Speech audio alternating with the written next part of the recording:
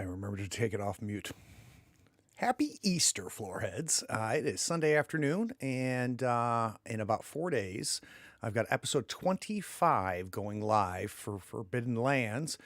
And I was thinking, wife and kid are over visiting friends, doing an Easter egg hunt. I'm a little bit under the weather. And I said, you know what? Let's do the prep live. What I'm hoping to do is to show you a bit of my process, some of the tools that I use. It's going to be, obviously geared towards the ongoing campaign we have currently on the channel, but hopefully even if you're not watching that, but you're thinking or are running Forbidden Lands, this will be helpful. Maybe if you're running any kind of game, you'll get a sense of how I run games, which may or may not be how you want to. But I need to start by saying spoilers. Needless to say, if you are a player of Forbidden Lands, if you're one of my players, this is going to be full of spoilers. If you are not caught up to episode 24 of Forbidden Lands on the Forbidden stream on our channel, this will be full of spoilers as well. Obviously, I'm recording this before episode 25 is played, and if you don't want that spoiled, you may not want to watch this. But all of that said, those of you that don't want spoilers have already left. Let's kind of walk through it.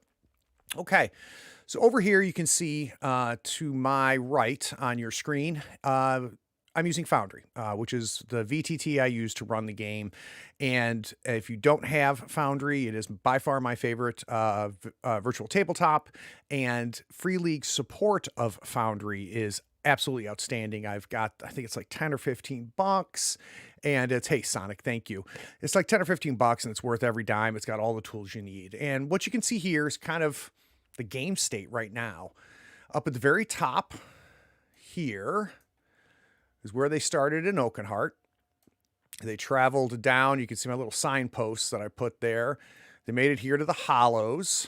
They then went east, made it over here to Weatherstone. After Weatherstone, they went to First Retreat, which is an adventure site that I made, and maybe putting out on drive-through. Haven't decided yet. They went south and ended up here at Amber's Peak. Then after Amber's Peak, they had a little bit of a snag and got some disease, and then headed north to the Hollows in hopes of getting some safety. Then we had several more sessions in the Hollows. It was really fun to boomerang back to the Hollows. Ton of things happened at the Hollows. They finally went to the tomb.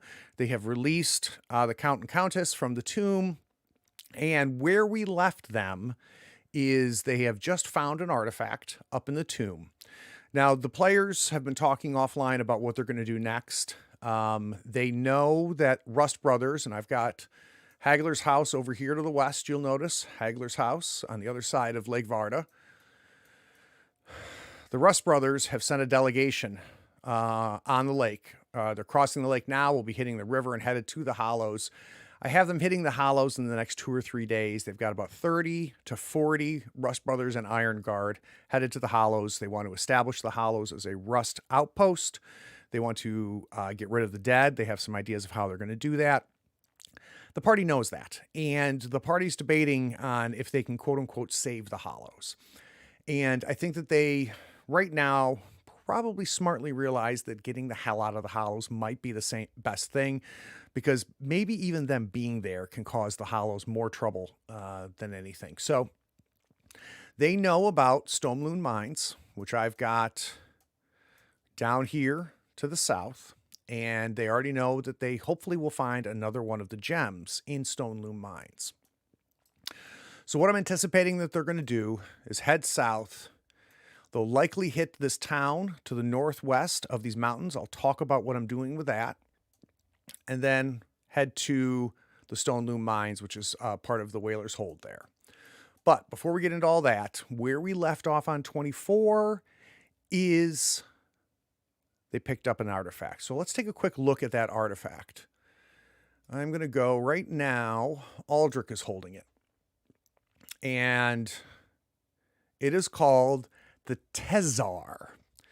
Now here, again, something that I absolutely love about the Foundry system.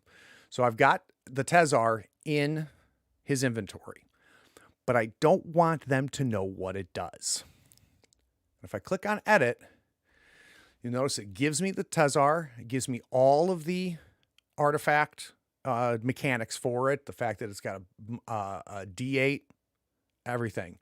It tells me the effects here, but you'll notice there's a little visibility icon. I can make this visible or not to the players. So right now it's not visible to the players. So if they go in and look at this, they're not going to see this. But let's take a quick look at this artifact that they picked up. Playing on the Tezar requires a successful performance roll every round. The roll counts as a slow action, and the flute gives a D8 artifact die. If successful, the flautist gains the ability to move through solid matter. A sphere follows her and allows her to walk horizontally in any direction, even through solid stone or living beings. The world outside can be seen faintly from the inside of the sphere, but the outside sphere looks like a white mist passing through anything. If the music stops or if the flautist fails a performance roll, the sphere dissipates. If the flautist is inside solid matter at that point, she is killed outright. Now, I'm really looking forward. I anticipate that Aldrich is going to give that to Vasilla, our minstrel. I'm really looking forward to describing that because I can describe it from her perspective inside of this cloud sphere and outside that perspective. And this is going to be really, really interesting. Now, very powerful, right? She now will have the ability to walk through solid objects, but as with everything in the artifacts and Forbidden Lands, there's a drawback. So if we go over here to artifact, it gives the description, which I have also made hidden. It gives a lot of the background. Here comes the drawback. The music from the Tezar is addictive. Parting from the flute requires the owner to fail an empathy roll. Roll for the attribute only. Now, I am not going to make Aldrich, none of that's going to happen until it's played, right? So Aldrich can give it to Vasilla, no problem. Once it gets played, this is going to be in effect. One attempt can be made per day, even if the roll fails. Parting from the Tezar costs 1 willpower point and 1 point of empathy. Anyone else who hears the Tezar play within near range feels a strong desire to claim the instrument for themselves. They must each make an empathy roll. If the roll succeeds, they must attempt to steal the Tezar, by force if necessary. A person who knows of this effect can cover their ears to avoid the effect. It's going to be really interesting. And I'm excited about them exploring this. And this is something that I wish more people thought about in fantasy gaming. When someone comes across a magical weapon, don't call it a +1 sword. Let them make this part of the discovery, make them really special. It's going to be very interesting how they take all of this in, how this all unfolds, who's going to pass, who's going to fail their empathy rolls. And so on and so forth. But again, as they start, and you'll notice I've got appearance visible, but I'll bring the draw back up once we reveal it in play. So that's going to be the first thing. Quite frankly, that could take maybe even the first hour of play, is them exploring and understanding that. But like I mentioned, what I do anticipate before the end of the session on Thursday, before end of session 25, I'm expecting them to head south. Now, they can go 1, 2, they could get there within a day, right? Because it's only 1, 2, 3, 4, 5 hexes away. I don't anticipate them crossing the river. I think they're going to run right into this village. So let me show you what I've been working on. Let's see. Arsu, you got a question. If Aldrich uses sense magic on the Tezar, will he be able to detect the drawback? Yeah, he might be able to. I think I will get it'll depend on the number of successes. And I think that I will get, I think a first success will give him a sense of what it does, but I'll be pretty cryptic about it. 2 successes, I think he'll maybe get a vague sense of the drawback. On 3 successes, I might give a little bit more information. We'll have to see what happens there and whether he does the sense magic on it or not. But it's a good point, and honestly not one I thought about. Now, this little village here, magic produces no successes. Yeah. It's a roll though, right? Sense magic, or is it just? I can't remember with sense magic whether that's a roll or not. Well, real easy way to find out. Let's go to. Yeah, sense magic is a roll, right? Yeah, there is a roll for sense magic. Plus, there's a passive sense magic where he can taste it. All right, so let's talk about this village. So, I needed to make a site for this village. I did not want it to be the Hollows. This actually, I made the beginnings of this site when they left Amber's Peak, and had a rough idea of what it was, and was ready for them to enter it, though they ended up heading north. And if you remember, if you've been watching, the Raven sister, who they've been interacting with from the Hollows, mentioned that she had been living south with some other Raven sisters. So what this is going to be, or what this is now, is it essentially is a semi-permanent nomadic camp for Raven sisters. Now I'm going to bring up Notion. So we talk about tools. This is one of the big tools that I use for my GM prep and everything else. Where is my chat box? Got moved around. Hold on one second here. There we go. That was weird. So I use Notion. I use Notion for taking notes as part of prep. I also use it during play. So this is going to be, I'm calling this the Black Feather Camp. They're Alander sisters. And the big NPC is Zara Nightshade. So Zara Nightshade is basically the leader of this camp. Now, what I'm envisioning is a camp of about 10 to 15 Raven sisters, all led by Nightshade. They are semi-nomadic, but they've been staying here really since the mist lifted. So for almost a year now. And it's for two reasons. One, being close to their sister to the north, who's been living in the Hollows. Also being close to what's been happening in Stone Loom Mines. But able to pack everything up and be able to head out if they need be. Again, big spoilers. What they also are going to encounter is not only Zara will welcome them in. I expect a reveal where they explain, that they know the sister. They're going to talk about how she was murdered, maybe talk about what's happening in the Hollows. They will not be willing to go up and help the Hollows if asked. But one of the biggest surprises, I think, for the players is going to be the 10-year-old boy that is living with them. And that 10-year-old boy is the son of the murdered Raven sister. So we're going to have a bit of a heartstring pull there when he finds out that his mother is dead. Now, the other surprise is that he has yellow eyes. And for those of you that are familiar with Raven's Purge, that means that he is a descendant of Marigal. So I have had Marigal and her have been together for a while, for most of her adult life. And they had a child together. And Marigal has used this boy to, for his teleportation or their teleportation.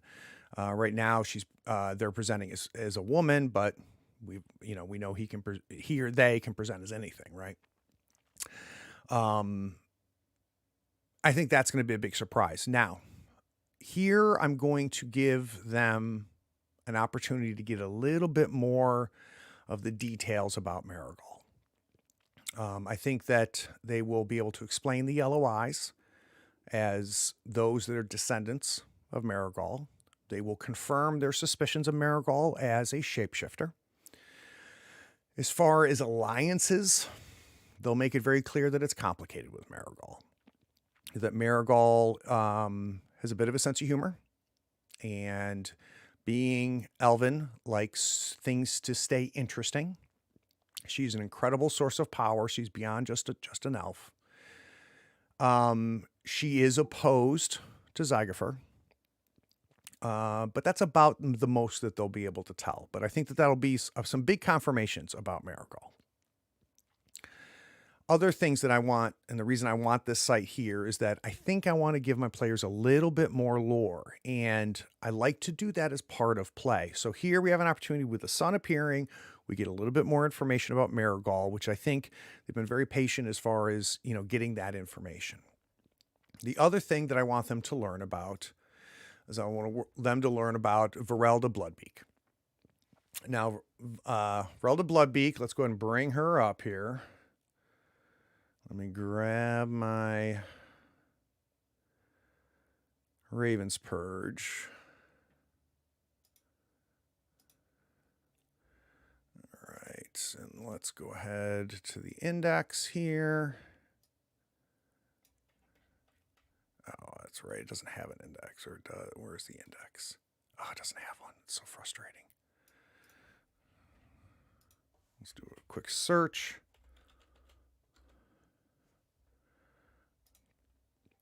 All right, she's on 40. Now they're going to ask if they have met with her. Now, I mean, it's possible that she might be one of the random encounters on their way down. Who knows, right? Hey, Rappel, how are you? Fun to catch you live. Watch the VODs of Forbidden Lands on YouTube. Wanted to say hi and thank you for the content, as well as making me buy and helping me a ton with DMing the Forbidden Lands and Mutant. Big thanks from Sweden. Hey, thank you for watching. I appreciate it. So, Varelda is kind of a militant Raven sister. She's got this incredible living white hair, and she is very much opposed to the Rust brothers.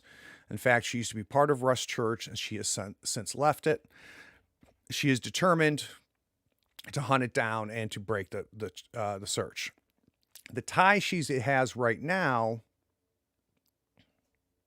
Oh, let me see what you said, Sonic. I missed it. Oh, hello to the yellow eyes of the boy.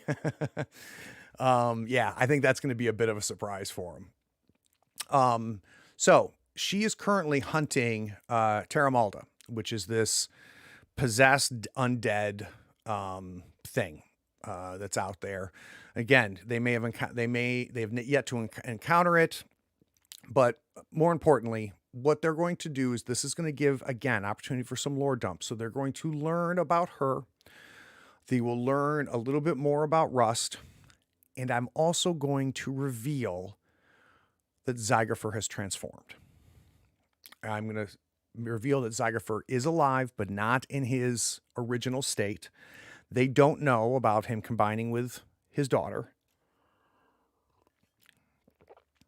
And I'm also going to talk about the mother and the other daughter. They will talk about how they are here to monitor Stone Loom mines. They know that Zygerfer's wife and daughter, youngest daughter, escaped from his clutches and went to the Stone Loom mines. They have not seen them since, but they are keeping an eye on it. They will also mention the dwarf party that went in there and has not come out as well.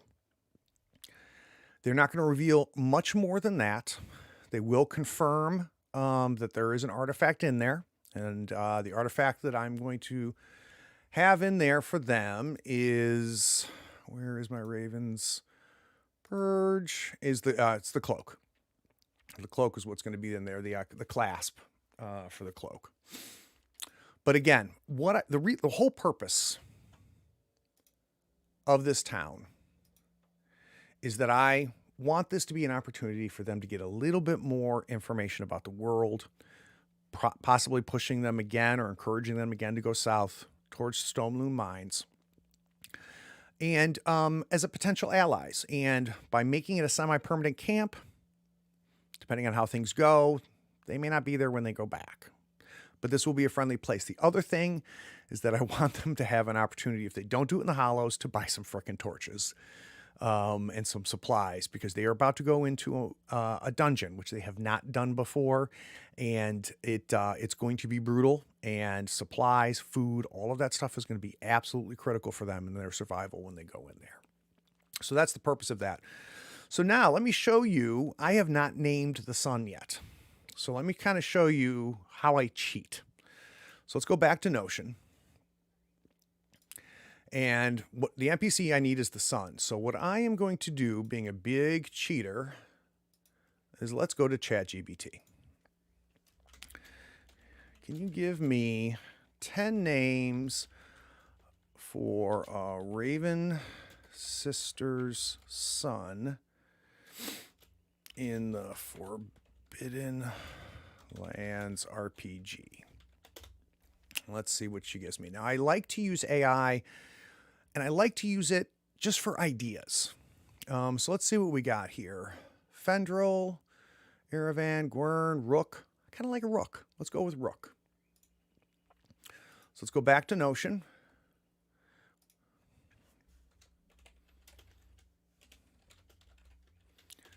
All right, so now we're going to cheat a little bit more with some chat GBT. Can you describe a 10-year-old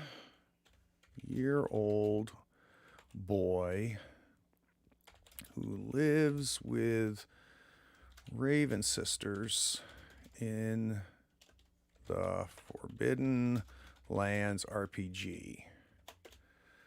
Let's see what she says. Certainly, here's a description of a 10-year-old boy who lives with Raven sisters in the Forbidden Lands RPG. The boy is small for his age, with a thin and wiry build that suggests he spent a lot of time running and climbing. His skin is dark and weathered, tanned by the sun and wind. He has sharp, bright eyes that seem to miss nothing, and a quick, easy smile that shows off a set of crooked teeth. These are awesome little details for me, right, as a GM. And yes, I could have come up with them, but you know what? I'm going to cheat. I'm going to use ChatGPT. I'm not going to use all of it.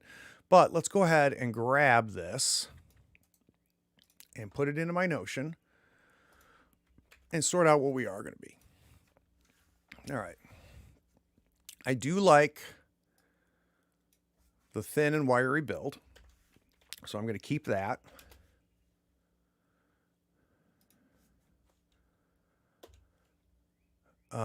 His skin is dark and weathered, tanned by the sun and wind. I like that. He is sharp, bright. Seems to miss nothing. He has sharp, bright eyes that seem to miss nothing. Quick and easy smile that shows off. I love the crooked teeth detail, so that stays. Despite his young age, the boy is already skilled at hunting and tracking. That stays. He is quick and agile and seems to have a natural affinity for the forest and its creatures. Man, ChatGPT blows me away sometimes. He wears rough spun clothes that are well worn but carefully mended, and carries a small homemade bow and a handful of arrows.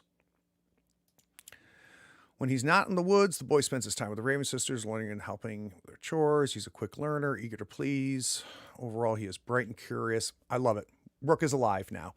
Now, the last thing I'm going to do is a cheat as well. So I'm going to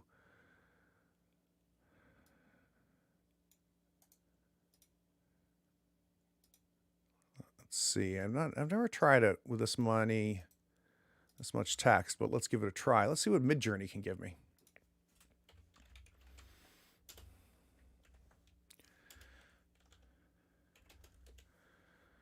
All right, so now I just took that entire description and I threw it into Midjourney, and I want to see if Midjourney can give me a picture of Rook. As I've mentioned before, I don't share visuals with my players, so I don't show them pictures and stuff. I did that for a while. I've gotten away from it. What I like to do now is I like to have a picture that I'm looking at that I can use, but then describe as a way to consistently describe it to the players. So let's take a look at what Midjourney, we'll give Midjourney a chance to render there. All right, so what else do I need here for, so I'm going to copy and paste some of the Verelda Bloodbleak stuff and decide what they know about Verelda and what they're willing to share. I'm also going to decide what Zygerfer information that they have, and then we'll also talk about the daughter and mother, what they're going to be willing to share about them as well. So that's where my lore dump stuff is going to go there. I'm going to have it at my fingertips while I'm playing. A couple NPCs. Now, I have been debating, putting something interesting in here. One of the things that I'm debating, and I decided I'm not going to do it, but I thought about having a spy from the Rust Brothers in this camp and having the players figure it out. So maybe a little bit of a mystery, investigative thing. Then I realized, that's going to probably take 2 or 3 more sessions. I think we need to push them more to go down the Raven's Purge path a little bit more, which I think really means going to Stone Loom. So I've decided I'm not going to do that. It's possible that they may only spend an hour of playtime here in the town. But who knows, right? I want to make Rook young enough, old enough that he can talk and talk about his mother, but young enough that they would be hesitant to offer to have him travel with them. I didn't want that to happen either. So let's take a look and see if I like what Midjourney came up for Rook. You know what? Let's upscale our 4th one.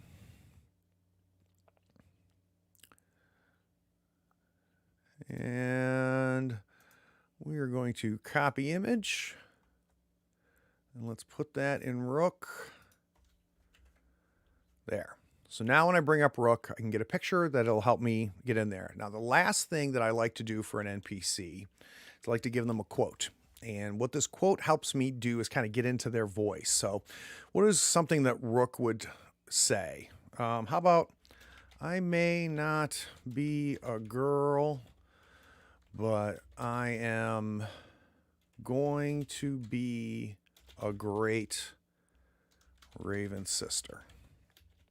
So that'll help me. So I'm imagining Rook is, loves being here, loves his larger family, loves his mother.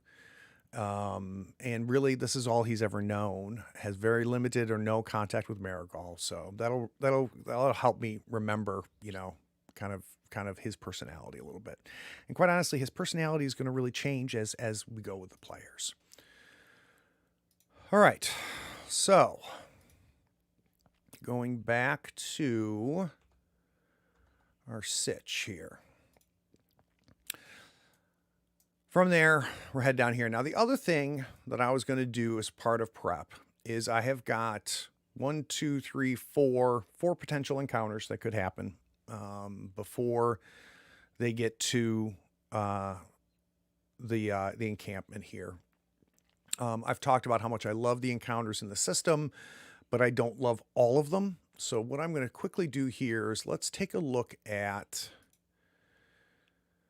let's see here, random encounters. They're going to start off, they're going to do a little bit in the hills. So let's take a look in the book. It'll be better now. Let's go back here. And what are some of the hills encounters that we might see? So here I brought up the Book of the Beasts. So the Book of the Beasts has got brand new random encounters. I wanted to see if any of these are ones that I want to look at. So let's look at 2, 3, and 4 real quick. So 2, the dead pigeon. On the ground in front of you lies a dead bird with gray speckled wings outstretched. The cause of death is a thick iron arrow with bright blue fletching and has pierced the poor animal's chest. Successful animal handling roll identifies the bird as a pigeon. Probably the kind uses messengers in Ravenland. Adventurers who examine the carcass will find a tiny metal capsule attached to one of the pigeon's talons. The capsule is locked and can be opened with sleight of hand. Inside is a rolled up piece of parchment covered in minute letters. The text is encrypted with a classic Algavarian code, which means that the letters of the hidden message have been shifted 4 steps to the right. And it says, "Dear sister, the blue flame has awakened. Beware its wrath, brother knight." If it takes time for the players to break the code, the GM can let them make a lore roll to understand the logic behind this and access the secret message. All right, that's okay. Don't love it. Could be interesting. I likely would change the message. The man in the iron cage. A big black iron cage dangles ominously from the dead tree nearby.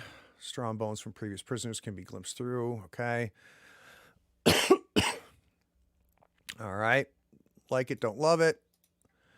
Let's see. What I'm looking for is if there's any in here that I, definitely want to get as potential encounters. So I want to get them into the roll table. So the next one is 4. What is 4? crumbling structure suddenly emerges from the terrain. It's the remains of a rampart from long ago, much higher than the well-fed ogre, quietly, mysteriously towering over the ancient landscape. Many of stone blocks are partially eroded and covered with moss and vines. Scanning the long structure, you notice a number of gaping holes where the wall has collapsed, but also a few watchtowers rising above the rest of the rampart. Despite the ravages of time, it is clear that this was once a mighty fortification meant to keep the horrors of Raven's Land at bay. Let's see. They'll meet a dwarf. Yeah, all right. I'm okay with it. I'm okay with where we are on the random encounters. All right, so quick recap. At the beginning of the session, I know that they are going to be spending time with the flute. I've got some really neat ideas about how I'm going to reveal the flute to them. Next, we're going to have to see what happens when they leave the tomb.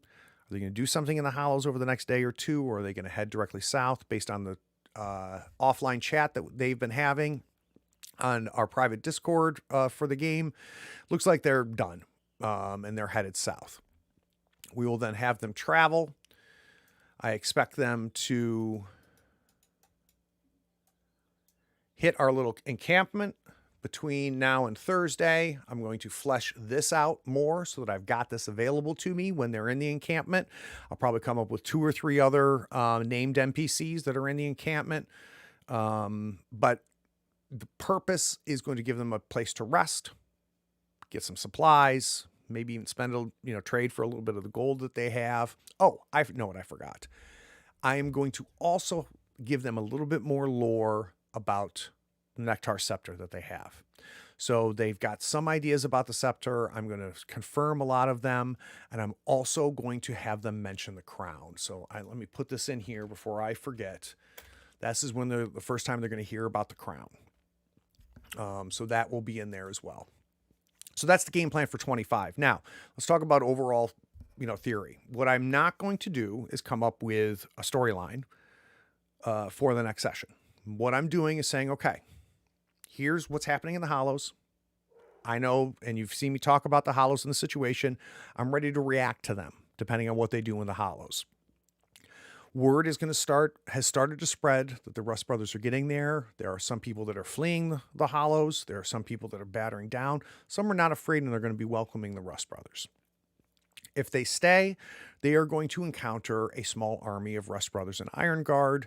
And if they are there fighting them, it's going to be bad for the Hollows. It'll probably be bad for the players. Again, I don't think they're going to do that. I think they're going to run. I think they're going to head south.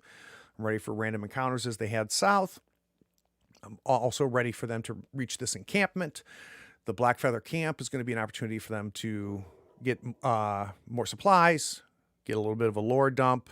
But I'm anticipating by episode 26, I think we're going to be in the Stone Loom Mines, but we'll have to see.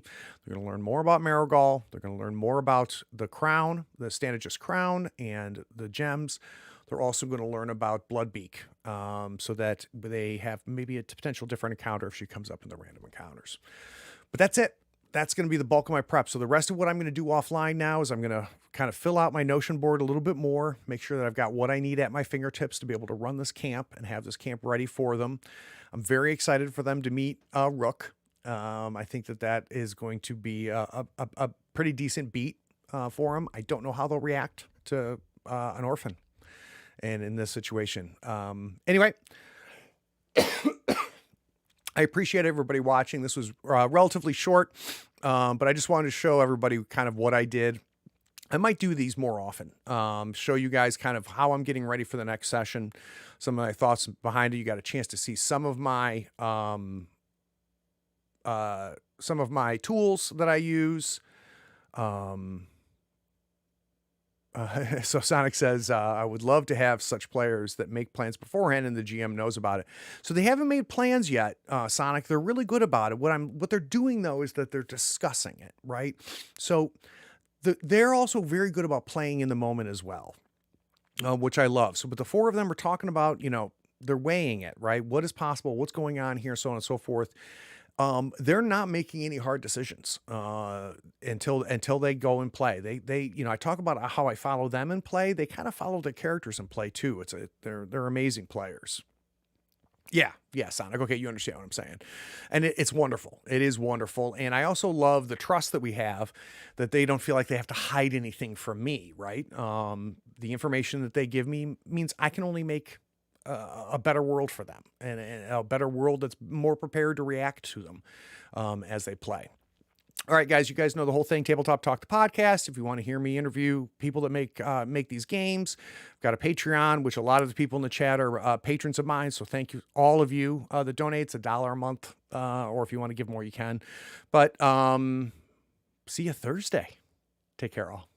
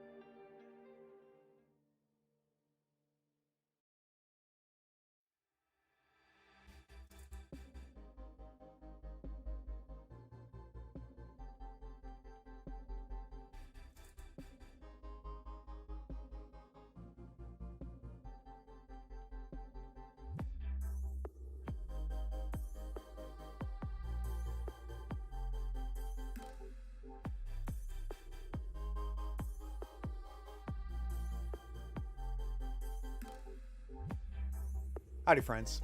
Thank you for watching. All our content is archived and organized in playlists on the Third Floor Wars YouTube channel. Check it out. And if you could like, follow, subscribe, and even set your notifications to this channel on YouTube and Twitch, we'd appreciate it, and it'll make sure that you catch all of our content. I talk with creators, designers, and experts across the gaming landscape in every episode of our podcast, Tabletop Talk. Open up your favorite podcatcher and search for Tabletop Talk from Third Floor Wars. Support your creators. They make the content you love, and it's your support that makes it happen. If you want to help us, go to Third Floor Wars on patreon.com, and you can help us for as little as $1 a month. Thanks again. We'll see you next time. Take care.